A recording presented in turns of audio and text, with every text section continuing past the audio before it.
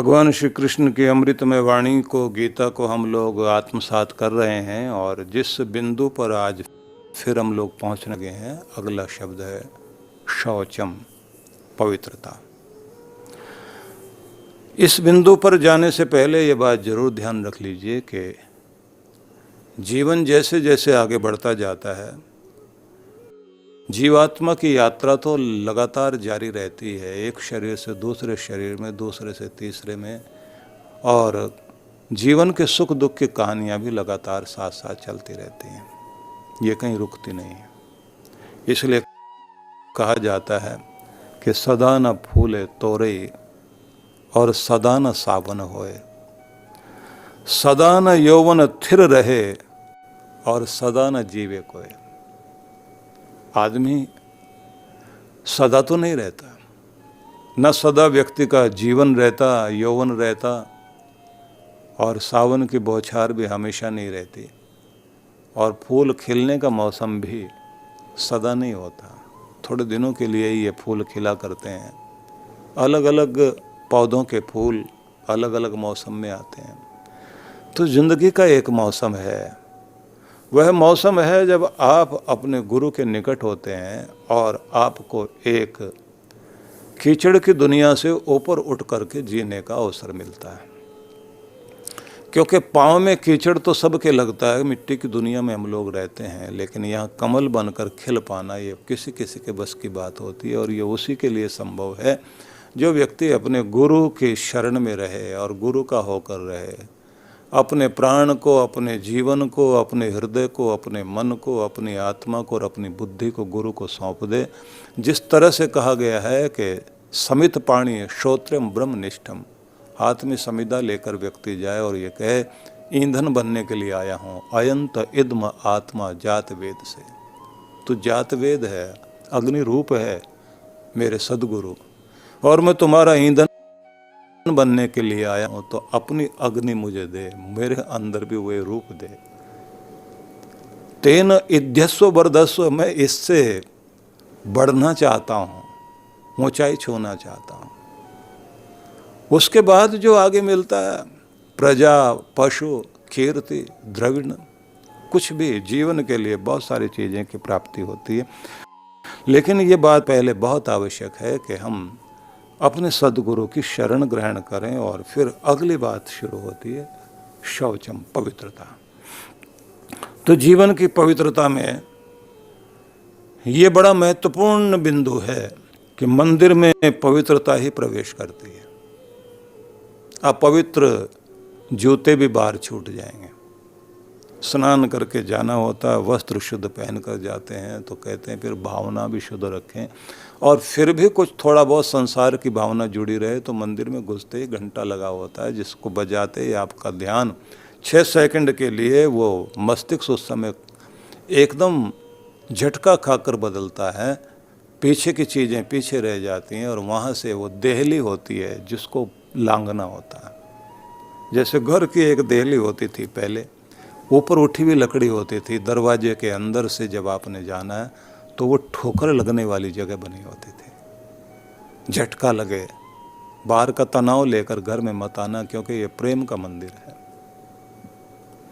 प्रेम के मंदिर में आपके प्रेम की आवश्यकता है।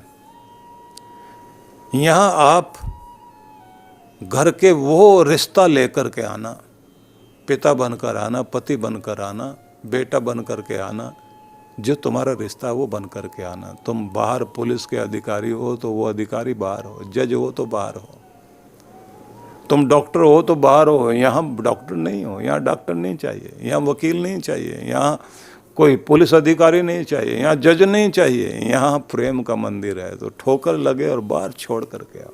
मंदिर में घंटा बजाने के साथ ही जैसे आप प्रवेश करते हैं, वो टन की आवाज़ के साथ लीन होता है व्यक्ति, परमात्मा में ध्यान जुड़ जाए, पवित्र भाव आ जाए, मंत्र गूंजने लग जाए। वह ध्वनि एक तरह से उस ओंकार की ध्वनि है, वो आदि ध्वनि है जो इस सृष्टि की शुरुआत होते ही जो ध्वनि की गई थी और लगातार चल रही है, कि गूंजाने दो अपने अंदर इसी ध्वनि को और इसी में अपने आप को लीन करो। तो पवित्रता ही प्रवेश दिलाती है जब हम अपने मंदिर में जाते हैं। भगवान की निकटता के लिए पवित्रता चाहिए, और अगर जीवन को भी ऊंचा उठाना चाहते हैं तो पवित्रता चाहिए। और ये ध्यान रख लेना, अपवित्रता आती कहाँ से है? कहीं से भी आएगी। तो आप अपने घर के दरवाजे बंद करेंगे, पर्दे लगाएंगे, खिड़कियां बंद करके रखेंगे, कहीं धूल मिट्टी कूड़ा कचरा कहीं से भी उड़ करके घर में ना आए, तब भी कहीं ना कहीं से आ जाता है। क्योंकि संसार है ही कोयले की कोठरी, सावधानी से जाए भी सही तो कुछ न कुछ कालिक लगती जरूर है।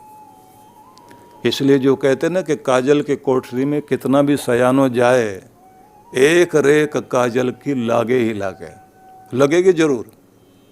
आदमी वहाँ से निकलेगा तो कुछ न कुछ भी उड़ के लग जाएगा। तो जब हमारी संगति गलत लोगों के साथ हो जाए, बहुत प्यारे लगते हैं ऐसे लोग, बड़ी अच्छी बातें करते हैं, गलत चीज़ें सिखाते हैं। जो गलत आदतें सिखाए वो कभी दोस्त नहीं हो सकता। जो आपको पतन की तरफ लेकर के जाए वो आपका हितैषी नहीं हो सकता। जो आपकी उन्नति को दर्शाए, भले ही कड़वा बोल दे, कठोर बोल दे, बातें चुभती हों, लेकिन गिरने ना दे, उसे गैर कभी मत समझ लेना, क्योंकि उससे बढ़कर के नज़दीक कोई नहीं होता और आदमी उनसे दूर भागता है। ये जोक, ये मच्छर, ये खटमल जो खून के प्यासे होते हैं, पता भी नहीं लगता कि ये आपको चूस रहे हैं। उनके पास ऐसा स्राव होता है। चमगादड़ भी अगर जिन पशुओं को काट के उनका खून पीता है तो सोते को तो ऐसा स्प्रे छोड़ता है पहले त्वचा के ऊपर, जिससे वो सुन्न हो जाता है। उसके बाद वो खून पी करके भागता है। तो ये खून चूसने वाले, ये रक्त पिपासु जितने भी जीव हैं, उसी तरह से बहुत सारे लोग वो हैं जो आपकी, वो खून के प्यासे तो नहीं हैं लेकिन जिंदगी के प्यासे हैं, उन्नति के बाधक हैं।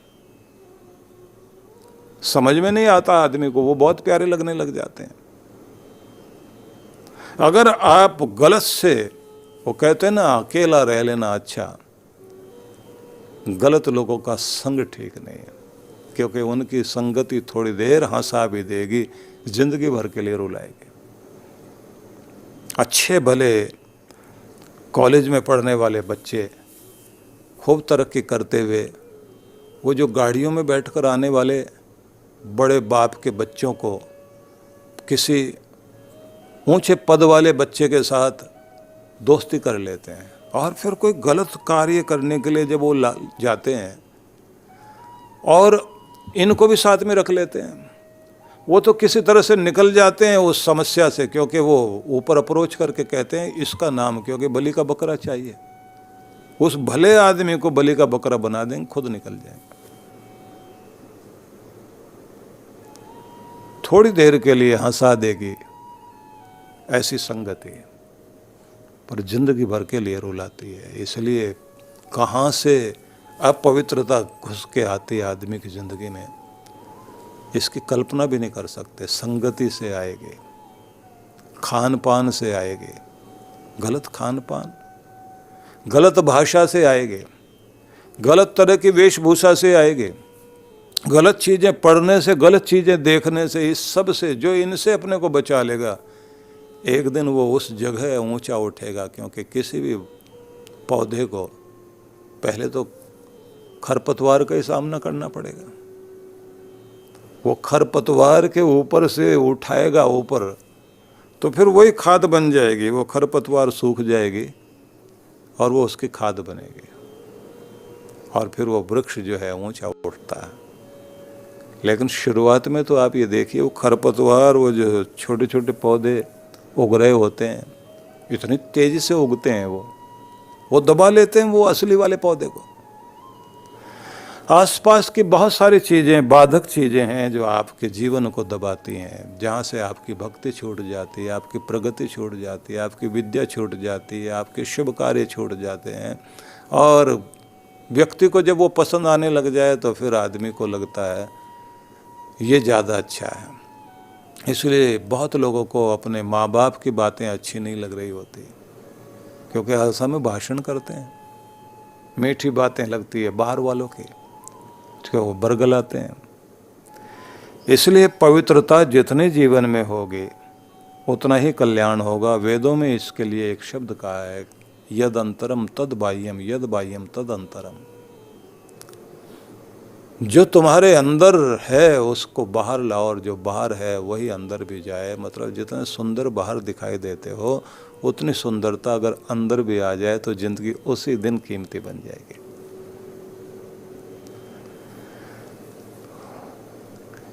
और भी लोग उदाहरण दिया करते हैं, बड़े प्यारे उदाहरण हैं लोगों के। तन उजला मन काला, बगुले जैसा भेष। मतलब सुंदर शरीर है देखने में, लेकिन मन काला है, जैसे बगुला। तन उजला मन काला, बगुले जैसा भेष। अरे इससे तो कौवा भला, बाहर भीतर एक जैसा तो दिखाई देता है। बगुले को कभी आप देखें ध्यान से तो जो वो बैठा होता है ना तालाब के किनारे, ऐसा भगत बन के बैठा होता है, इसलिए बगुला भगत बोलते हैं लोग। बड़ी एकाग्रता होती है उसकी, लेकिन उसका ध्यान कहाँ होता है कि आए मछली और उसको ये लगे यहाँ कोई है ही नहीं, और जैसे आए तो वह कैसे पकड़ता है झटके के साथ, उसके बाद फिर अपनी साधना में लग जाता है। तो इसलिए कहा गया है कि ये बनावटी जिंदगी अशांति देती है। पवित्रता से ही व्यक्ति का कल्याण होता है कि चित्त की स्थिरता पवित्रता है, मन की निर्मलता पवित्रता है, शरीर की स्वच्छता वो पवित्रता है, और भाषा में वैशिष्ट्य हो, मधुर हो, हितकारी हो, सत्य से जुड़ी हुई हो, तो वो भाषा की पवित्रता है। विचारों में सबके कल्याण की कामना हो तो वैचारिक पवित्रता है, और हाव भाव में हम किसी का बुरा न चाहें और सबके कल्याण की कामना हो तो वो भावों की पवित्रता है। पवित्रता चाहिए जरूर।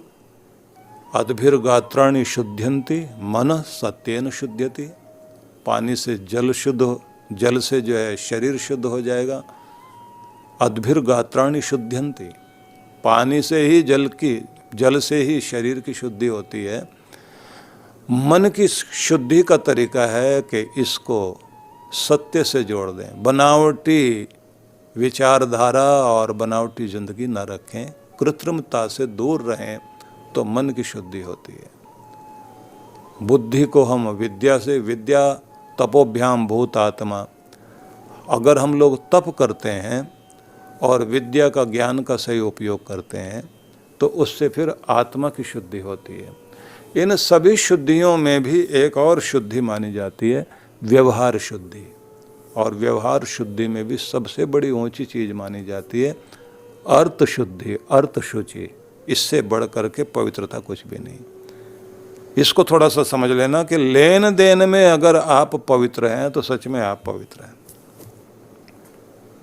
यहाँ आकर के पवित्रता को एक गरिमा दी गई, क्योंकि यहीं से पता लगता है लेन देन जहाँ गड़बड़ हुआ, भाई भाई नहीं रहते लेन देन के मामले में, दोस्तों की दोस्ती बिगड़ जाती है, रिश्ते खराब हो जाते हैं, क्योंकि लेते समय मन और होता है, देते समय और होता है। कमाल की बात है, उधार मांगने वाला पहले गिड़गिड़ाता हुआ पीछे पीछे घूमता है, और उधार देने के बाद जिंदगी भर फिर वो गिड़गिड़ाता घूमता है जिसने दे दिया। पाँव को हाथ लगाएगा, भाई साहब दे दो, वापस दे दो, बहुत मेहरबानी आपकी, दे दोगे।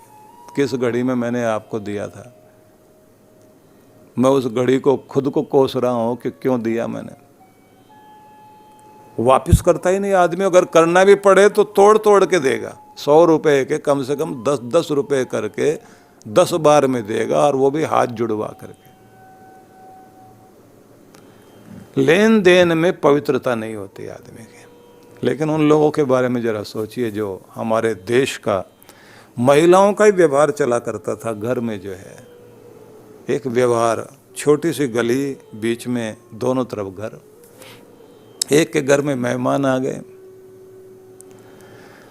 रात बिरात में कोई समय नहीं, क्योंकि पहले समय में ऐसे कोई फ़ोन वोन नहीं होते थे, पहले से टाइम नहीं लिया जाता था, कोई चिट्ठी पत्री डाल के नहीं कहा जाता था इस समय में ऐसे हम आएंगे। कभी भी कोई आ गया तो आदमी अपनी नींद छोड़कर, सुख छोड़कर खड़ा होता था अपने मेहमान का स्वागत करने के लिए। अड़ोसी पड़ोसी भी तैयार हो जाते थे, अतिथि को बड़ा महत्व दिया जाता था। तो आसपास से, मतलब अपने घर में अगर एक सब्जी बनी हुई है तो 2-3 और दूसरों के घरों से दाल सब्जी मिठाई कुछ ना कुछ चीज़ें मांग ली। और बहुत आदर से देने के लिए, घर में कोई मेहमान किसी के आया तो खुद ही आकर के पूछते कुछ चाहिए, हम लेकर आए। अब बात आती है कि बर्तन में जो चीजें रख करके भेजे गए बर्तन लौटाने। अब इस बात को ध्यान देना कि जब बर्तन किसी के घर से जो आया जिसमें कोई मिठाई रखी है, कोई सब्जी रखी हुई है, वो बर्तन वापस करना, धोकर बर्तन को खाली नहीं भेजा जाता था, उस बर्तन में भी कुछ रखकर भेजते थे। कि जिसके घर से खाली बर्तन जा रहा है तो दरिद्र घर है, दुर्भाग्य वाला घर है, मेरे घर से खाली कोई नहीं जाना चाहिए। बर्तन भी जाए तो बाहर उसमें भी कोई चीज रख करके दो। ये परंपरा हम लोगों ने बचपन में देखी है, गांव से लेकर के छोटे नगरों तक देखी है। जहाँ ज़्यादा बड़े लोग हो गए वहाँ पता नहीं मुझे क्या हुआ, लेकिन ये बात ज़रूर हो गई कि वो पवित्रता चली गई, लेन देन की पवित्रता चली गई, और जिसके कारण जो है रिश्ते वैसे नहीं रहे। अब जरा सोच के देखिए कि क्या वो लोग बहुत गरीब छोटे थे, दिल के अमीर लोग थे, जिनके रिश्तेदार सबके रिश्तेदार होते थे। किसी दुकान पर भी सामान लेने के लिए खड़ा हो गया मेहमान कोई, तो लोग कह देते आपसे पैसे नहीं लेंगे, आप तो हमारे रिश्तेदार बनते हो। रिश्तेदार लगते हो कैसे भाई, हमारे पड़ोसी हैं, उनके रिश्तेदार हो तो हमारे हो। अब इस समय को याद करिए कि जहां हम ऐसी ऊंची ऊंची बिल्डिंगों में रहते हैं और आसपास वालों को पहचानते नहीं हैं, कौन फिर किसके काम आएगा, कौन किसका ध्यान रखेगा, क्योंकि लेन देन में पवित्रता नहीं है। इसलिए कहा गया है कि अगर तुम उस सच्चे ज्ञान को प्राप्त कर लेना चाहते हो, जिस ज्ञान के द्वारा व्यक्ति का कल्याण होता है, ऋते ज्ञानान्न मुक्ति, क्योंकि दुख से मुक्ति तभी होती है जब जिंदगी में ज्ञान आता है। तो कृष्ण भगवान कहते हैं पवित्रता बहुत आवश्यक है। और उसके बाद हम आगे चलें तो उससे पहले एक बात और मैं आपको कहूँ कि शुद्ध मन, शुद्ध तन, शुद्ध विचार, शुद्ध भावनाएं, भावनाएं शुद्ध हों तो मतलब हृदय की भी शुद्धि, दुर्भावना ना हो। तो ये सब शुद्धि के साथ में जब आप अपनी वृत्तियों को भी शुद्ध कर लेते हैं, वृत्ति लहर जो चित्त में उठती है, बड़ा अजीब है अपने देश में जिन लोगों ने जीवन को सुधारने के लिए साधना करते करते परमात्मा की निकटता पाई और उसके बाद कुछ ग्रंथ की रचना की, उन ग्रंथों का प्रभाव हमारे सामाजिक जीवन पर पड़ा, तो उन लोगों ने कुछ ग्रंथ तैयार किए। उन ग्रंथों का नाम हमारे यहाँ अलग अलग ग्रंथ हैं। तो एक ग्रंथ वे हैं जिनको स्मृति ग्रंथ कहते हैं। तो 2 भाई थे, शंख और लिखित, दोनों की स्मृति ग्रंथ हैं। स्मृति ग्रंथों में आप लोगों ने मनुस्मृति का नाम तो सुना है, मनु की स्मृति, बृहस्पति स्मृति, वशिष्ठ स्मृति, ऐसे आपने नाम सुने होंगे। तो लिखित और शंख 2 भाई थे। अब राजा के पास में एक भाई जाकर के कहता है कि आप मुझे दंड दीजिए। किस बात का? चोरी का। क्या दंड देना है? बोले आपके यहाँ जो भी दंड होता हो। बोले चोरी का तो मोटा मोटा दंड तो यही है कि हाथ तक काट दिए जाते हैं। बोले तो फिर मेरा काट दो। क्या हुआ भाई? मैंने भाई के बगीचे से फल लगे हुए थे और बहुत प्यारे फल लग रहे थे और मैं थोड़ा भूखा था, तो मैंने सोचा घर में जाकर भोजन करने से तो अच्छा यही है, जहाँ जा रहे हैं ये फल तोड़कर खाते हुए चले जाते हैं। मैंने खा लिया, लेकिन भाई से पूछा नहीं, तो चोरी तो की ना। वो भाई भी आ गया, उसने कहा भाई मैं और तुम दोनों अलग हैं क्या? बोले प्रश्न ये नहीं है, प्रश्न है कि चोर वृत्ति तो आ गई ना, दूसरे की चीज को बिना पूछे लेना और दिल के अंदर वैसी वृत्ति बना लेना। ये चोर वृत्ति अगर आज चली मेरी जिंदगी में तो न जाने कितने जन्मों तक साथ चलेगी। क्यों एक दुर्गुण कृष्ण भगवान ने जो है ये शुभाशुभ के शब्द के साथ में उन्होंने आरंभ परित्यागी भी शब्द का प्रयोग किया कि किसी भी आरंभ का सर्वारंभ परित्यागी शब्द है, सभी प्रकार के आरंभ का परित्याग करे।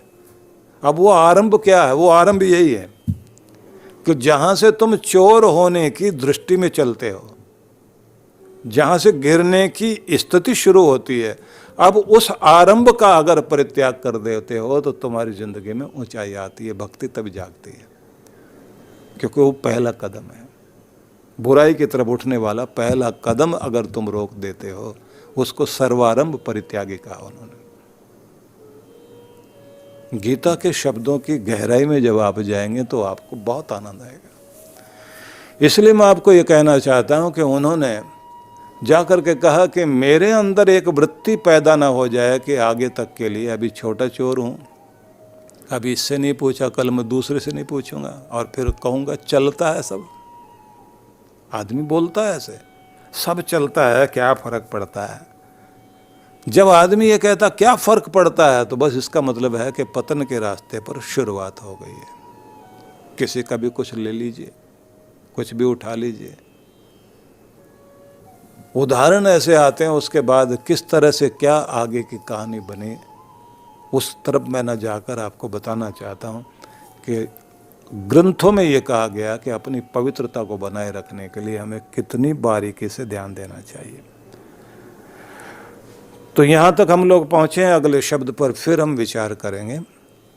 आप सभी के लिए बहुत बहुत शुभकामनाएं। हम लोग गीता के 13वें अध्याय के इस 7वां श्लोक पर चिंतन कर रहे थे और हमने कल सुना था कि पवित्रता जीवन के लिए बहुत आवश्यक है और ये किस प्रकार से हमारे जीवन को ऊंचा उठाती। उसी के साथ में अगला शब्द है स्थैर्यम आत्मविनिग्रह।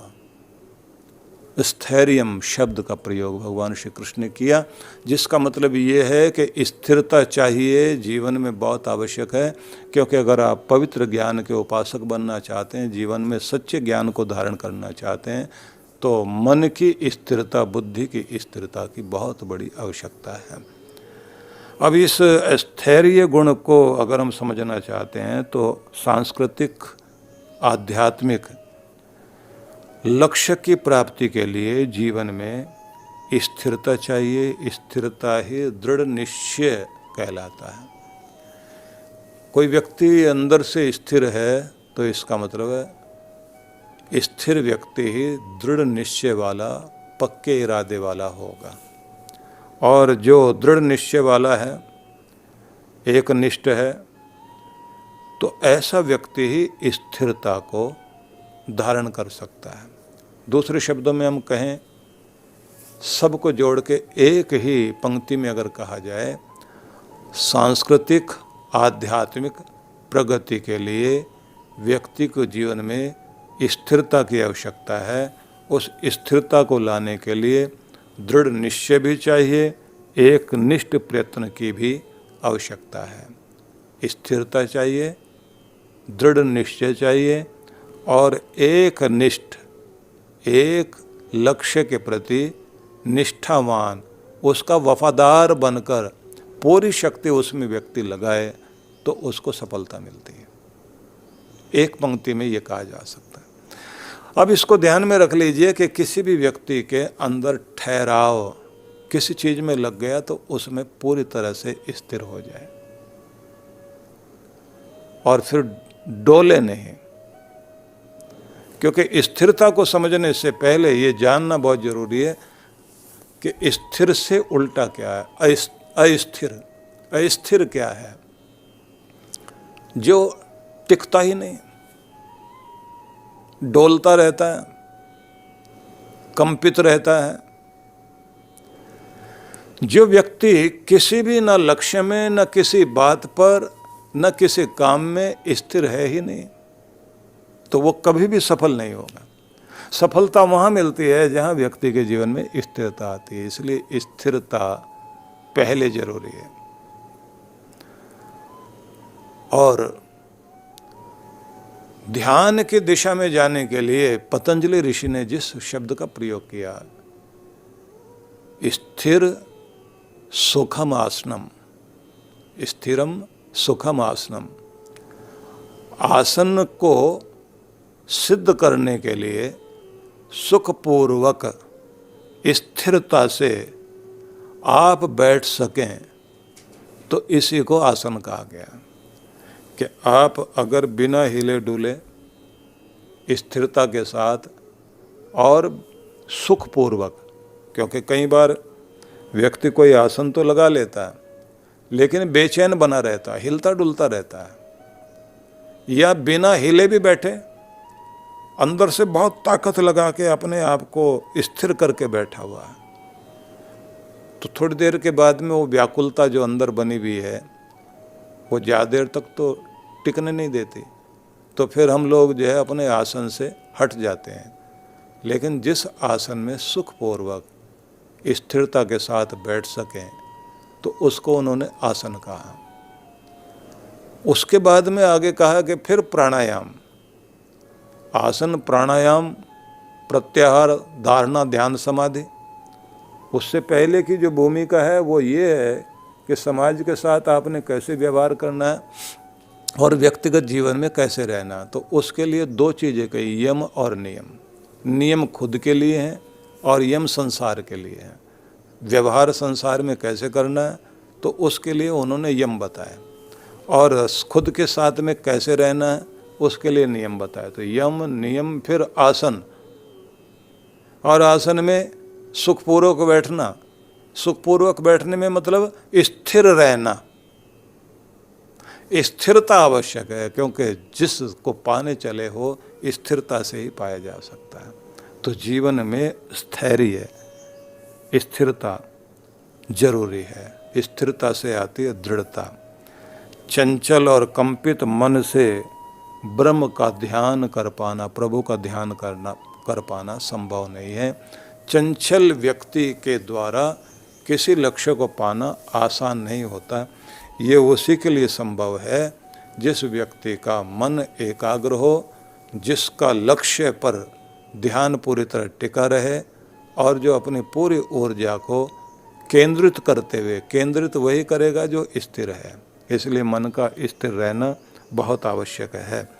और इसको फिर कहा गया है कि बुद्धि भी स्थिर रहे, डोले नहीं। क्रोध में, तनाव में, अशांति में, दुख पीड़ा में जब भाव ज़्यादा तेज होता है, उसका प्रवाह तेज होता है, तो उस समय देखने में आया है कि हमारा मन भी कंपित रहता है, पांव तक कांपने लगते हैं, और बुद्धि भी हिल जाती है। जैसे बुद्धि हिली तो जैसे कहते हैं ना, कोई एक्सीडेंट होता है, सामने आदमी देख रहा है, तो उस समय सबसे पहले समस्या कहाँ आती है? व्यक्ति निर्णय लेने में गड़बड़ कर जाता है, संतुलन नहीं रहता उस समय, अपने को बैलेंस नहीं कर पाता। कार का स्टीयरिंग तब बैलेंस करेगा जब उसके मन का भी बैलेंस ठीक हो। मन ही हिल गया तो डामाडोल हो गया, इधर या इधर, इधर या इधर। इसलिए स्थिरता बहुत आवश्यक है। एक्सीडेंट में कई बार आप लोग देखते हैं, सड़क पार करता हुआ आदमी जो है, अगर वो स्थिर है अपने मन में, सीधा चला जा रहा, तब तो फिर भी बचाव है। गड़बड़ कहाँ होती है? जहाँ बीच में जाते वापस भागता है, और वापस भागते भागते उसको लगता है कि नहीं इधर तो दूरी ज़्यादा है, फिर वापस उधर भागता। तो पूरे जीवन के अंदर संतुलन खो जाता तभी जब स्थिरता का अभाव होता है। इसलिए शुरुआत से ही बच्चों को स्थिर रहना सिखाया जाता है। उसकी चंचलता को भी खराब नहीं किया जाता, चंचलता के प्रवाह को सही दिशा में लेकर जाना। कहते हैं ना, एक बाबा जी बोला करते थे, बहुत मोटी भाषा बोलते थे। एक बड़ा सम्मेलन था पूरे देश का, हम भी उस समय छोटे थे, तो हमको भी वहाँ आमंत्रित किया गया बोलने के लिए। तो बाबा जी एक खड़े हुए, उन्होंने कहा कि हम अपनी 2-2 4-4 लाइनें पहले बोल लें। तो बाबा जी ने खड़े होकर कहा, बच्चे के पांव चंचल और जवान का रोम रोम चंचल, बूढ़े की जबान चंचल और तीनों दुखी। तीनों अगर जो है बूढ़ा अपनी जबान को कंट्रोल में कर ले और रोम रोम में यौवन के समय में बहती हुई चंचलता को जवान कंट्रोल कर ले और चंचल पांव वाले बच्चे का पांव सही दिशा में चलाने के लिए कोई उसे दिशा दे दे तो जिंदगी यहीं से सही हो जाती। इतना कह के बाबा जी बैठ के बोले, अपने को तो इतना ही कहना था। तो वहाँ बड़े बड़े प्रवचन हुए थे, लेकिन वो फक्कड़ बाबा जो है वो याद रह गए, वो बहुत याद रह गए, क्योंकि थोड़ा कहा भी कई बार बहुत कीमती होता है। इसलिए कृष्ण भगवान ने ये 18 अध्याय की गीता में 18 श्लोकों में वो सारा सार कह दिया जिसकी जिंदगी को बहुत आवश्यकता है। वो ही है स्थित प्रज्ञा के लक्षण। 18 श्लोक है वो, कि हमारी प्रज्ञा, हमारी बुद्धि जो है वो स्थिर रहे। लेकिन मैं ज़्यादा लंबा ना करके इसको, क्योंकि फिर एक ही शब्द में पूरे 20 मिनट निकल जाते हैं, तो इसलिए मैं इसको रोकता हूँ और जल्दी से आपको ये बता देता हूँ कि गीता में स्थित प्रज्ञ, स्थित धी और एक शब्द का और प्रयोग हुआ कूटस्थ। ये सब एक ही तरह की चीज है। कूटस्थ जो है कोई चीज ढेर की तरह एक जगह पड़ी हुई हो, ऐसे कोई व्यक्ति खुद को एक जगह ढेर कर दे, जिसको हिला डुलाना ढेर पड़ा हुआ किसी चीज का, तो हर कोई आदमी कहता कौन इसको छेड़ेगा, कौन इसको हिलाएगा।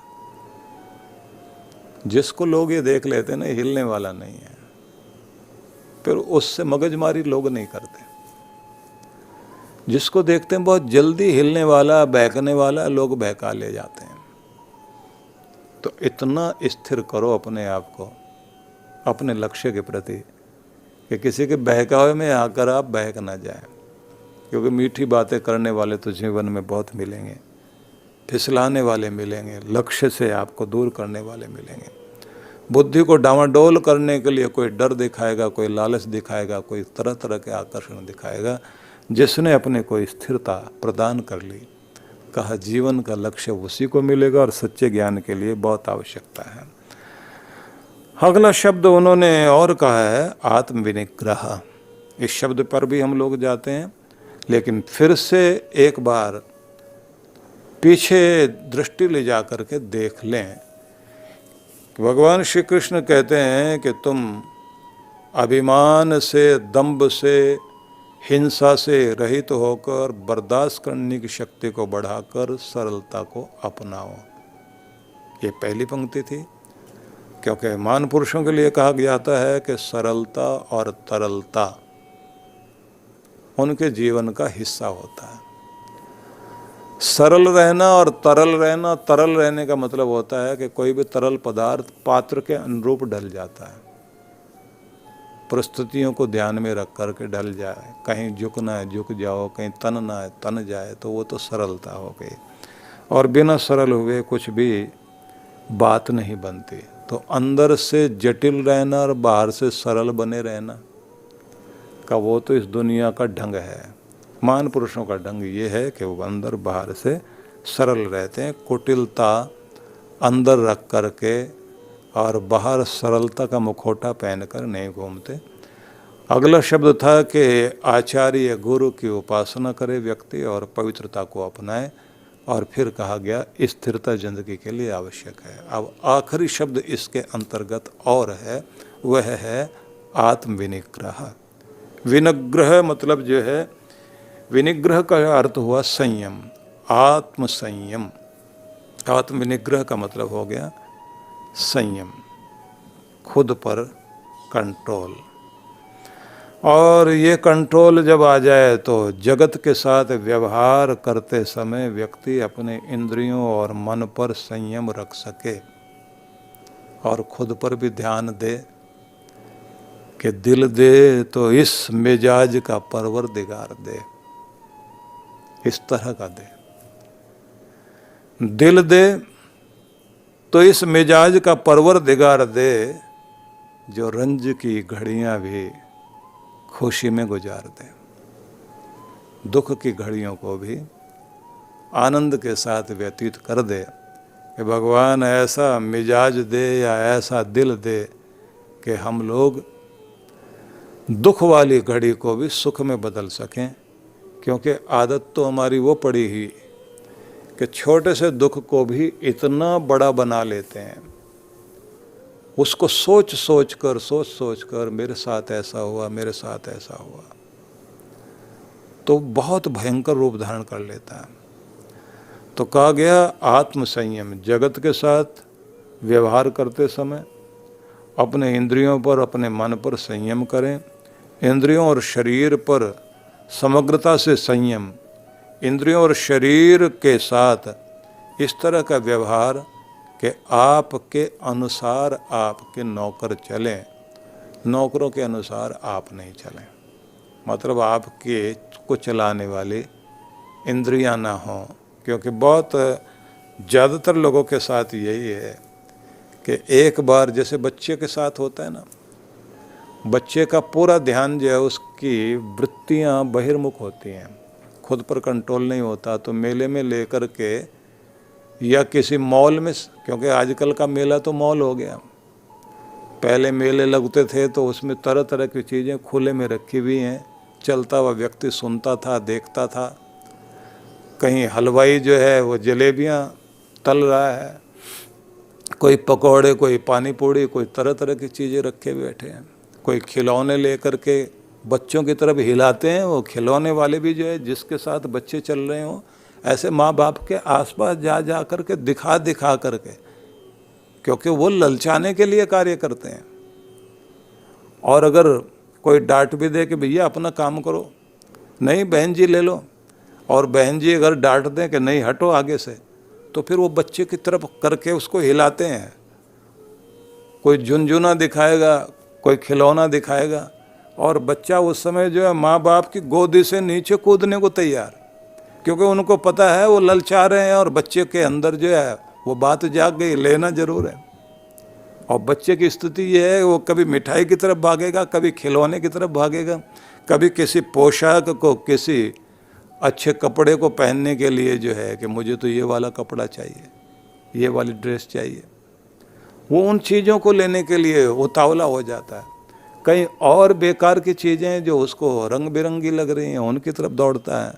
तो क्योंकि बच्चे को खुद पर कंट्रोल नहीं है और उसको लगता है माँ बाप अच्छे नहीं हैं। किसी माँ बाप के साथ, क्योंकि माँ बाप मना करते हैं, तो अगर चाचा ऐसा है कि वो दिला देता है, वो बच्चों को वो पसंद आने लग जाता है, उनकी गोदी की तरफ भागते हैं। ललचाने वाली चीज़ें दुनिया भर में बहुत हैं, और ललचाने वाले तो इसी तरह से ललचाते हैं जैसे बच्चों को ललचाने के लिए मेले में, मॉल में, किसी नुमाइश घर में, किसी प्रदर्शनी में, जगह जगह लोग जो है मार्केट में चीज़ें लेकर खड़े हुए हैं। तो समझ लेना कि आपको भी चारों तरफ बहकाने के लिए दुनिया भर के लोग खड़े हुए हैं। और फिर बात वही है, कबीर कहते हैं कि ये सब माया है। माया मतलब वह चीज़ जो तुम्हें अपने आकर्षण में बांध करके तुम्हारी जीवन की ऊंची यात्रा को, अच्छी यात्रा को रोक देना चाहते हैं। तो उसके लिए उन्होंने कहा कि ठगनी क्या नैना झमकावे, तेरे हाथ कबीर ना आवे। अब कबीर के कहने का अपना तरीका है कि ठगनी ठगने के लिए खड़ी है। ठगनी क्या नैना झमकावे, तेरे हाथ कबीर ना आए। कबीर तेरे चक्कर में आने वाला नहीं है। तो माया को और इस तरह के प्रदर्शन को, इस तरह की चमक और चौंध को देख करके जो व्यक्ति अपने आप को ये कह सके कि तुम्हारे हाथ आने वाला नहीं हो, तो उसे कहा जाता है कि वह है आत्म संयमी, जिसे खुद पर मलकियत है, और इसको कहा जाता है कि स्वराज्य के अधिकारी बनो। स्व का मतलब हो गया स्वयं, और राज्य का मतलब राज्य। स्वयं के प्रति राज्य करने की भावना आ जाए तो स्वराज्य आ जाए, तो ऐसा स्वराज्य अगर आ गया तो फिर तो आप सम्राट हैं। और ऐसे सम्राट को ही कहा जाता है कि दो ही तरह के लोग हैं इस दुनिया में जो शोभायमान होते हैं, एक परिव्राट है और एक सम्राट है। परिव्राट वह है जो साधु है, वो राजाओं का राजा बनकर जीता है, और सम्राट वह है जो साम्राज्य के ऊपर स्वामित्व अपना करके चलता है। तो मतलब जो है कि जब आप अपने खुद पर, अपनी इंद्रियों पर अपना अधिकार जमा करके चलते हैं, तो वहीं से पता चलता है कि आप खुद के मालिक बन रहे हैं।